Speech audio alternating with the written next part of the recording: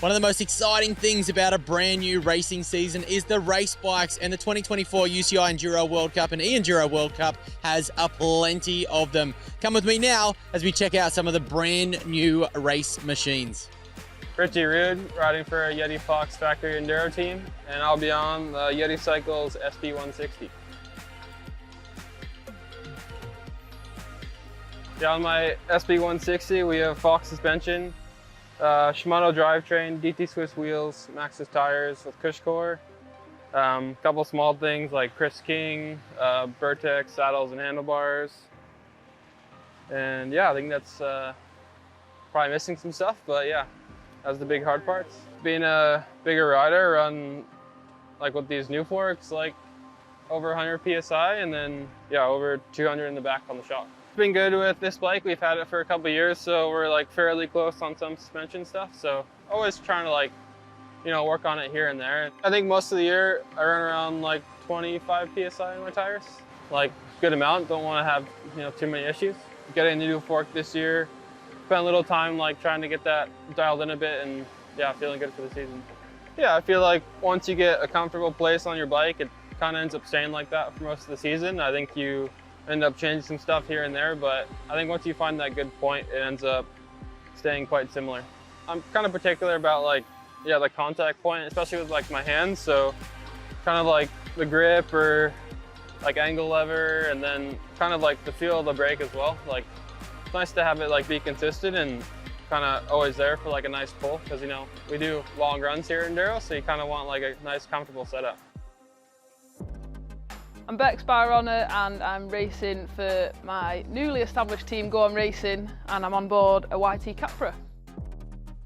So yeah, on the YT Capra, size medium, Fox suspension, always been on Fox and Maxxis and Shimano components. New for me this year's crank rubber pedals and wolf tooth dropper posts. My tyre setup is pretty much always the same every race really. Maxxis DHF front and rear, 19 psi in the front, and usually anywhere from like 20 to 23 in the back, depending on what sort of place we're riding. Fox suspension, honestly I've just bolted these forks on Monday, so yeah, settings we're just going off what I was on the other fork, but yeah, the new Grip X2 damper. I've always kind of just got on a bike and just set and forget pretty much, other than the occasional, you know, if the weather comes in or whatever. As long as the tyres and grips, pedals, like your contact points, as long as they're like familiar, you just get a feeling from a frame, and the YT's just been really good, so be on that for the first races and we'll just see how it goes. My name's Keelan Grant, recently just joined the Rott Wild Schwalbe Gravity team. This is a new challenge for me, taking on the E-EDR series. This is my new bike. It's a Rott Wild EXC. So this bike's been under wraps for a couple of months now as a prototype, but we're ready to launch it now. We'll start from the ground up. The frame, it's a size large, 485 reach, and we have a couple of little geometry adjustments here. So 3 settings for the bike to change the geo and the bottom bracket height and the head tube angle and the travel as well. So we've got 3 different options there. Tires, we've got Schwalbe rubber, Big Betty on the rear, Taki Chan on the front. We got some Crank Brothers Synthesis carbon wheels. Done some testing back to back with the alloy and carbon, and we stuck with the carbon for the full season, so pretty excited about that. So we got these little Bluetooth valves from Schwalbe. They connect to our phones. Basically the plan is with that is to let some air out of the rear tire for the power stages, and we can quickly adjust the pressure on the fly through an app on our phone, so that's pretty important to us as well. Nice little trick thing to have on the bike. Moving up towards the front, we've got a Shimano EP8 motor. I've Shimano with a race software in there, which is giving us a little bit of edge on the normal Shimano motor. Not too much difference, but should make a big difference when it comes to climbing some technical stuff. I got some 160mm cranks on there too. Help you spin that higher cadence on the technical terrain. And then we got this nice 11-speed Shimano Link Light as well. Bit of a thicker chain and just damage control to get it through a race. Yeah, moving up, Fox coil in the back, a wee bit more supple in the air for me, a bit more safer, easier in the heat. So been using that. Toe peak accessories kitted throughout. So we got like a strap, CO2s, plugs. We got this nice 8 pins integrated seat post. So you have like a little lever there, you can adjust any size you want. It goes right up to 240. I use the full 240mm.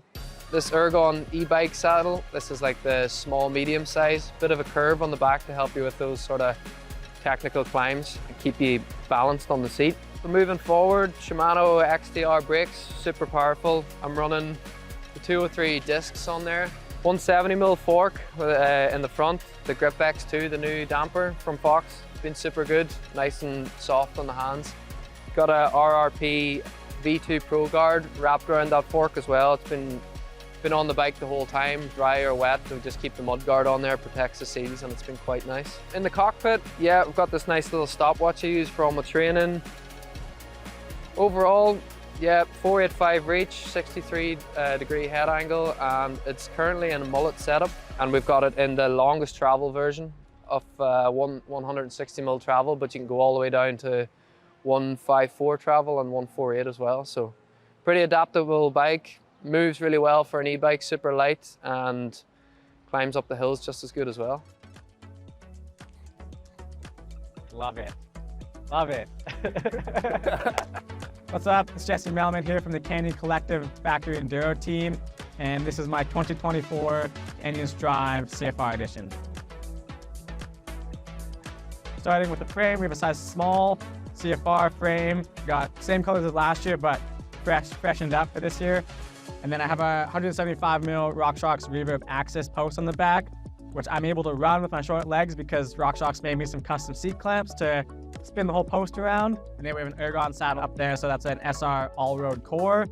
And then up front, we have Canyon's in-house cockpit. So we have a G5 bar. On that, we have Ergon grips, the GDH team. And next to those, we have the SRAM Maven brakes, which came out last year, and those have been unreal. So those are paired to 200mm rotors, which has been really sweet. I'm running sintered pads in the front and organic in the back, just for a different bike feel. We got Maxxis tires front and back, Ascot in front, Future 2 on the back. That is probably 98% of the time when I run. DH casings front and back, just for that extra protection. Full SRAM XX transmission on there. And then on those cranks, we have Crank Brothers Mallet E pedals. We also have a Garmin up here, seeing our power data and everything and the heart rate, which helps on the transition stages. And I think that's about it. Everything you can buy, almost. I'm Ella Connelly. I ride for Cannondale, and this is my Jekyll. This is my Jekyll in size medium. I ride for RockShox and SRAM, Industry 9, 1UP and Maxxis. I start out usually with 18 psi in the front and 23 in the rear, and then change a little sometimes depending on conditions. I usually keep my suspension the same every venue. I like that predictability and the feel of the bike. Slightly softer in the rear than the front. I run 55 psi in my fork. My bike is almost identical to last season actually. I think I've made a couple of small changes in suspension and that's all. My favourite thing about this bike is definitely how she feels on the chunky rough stuff.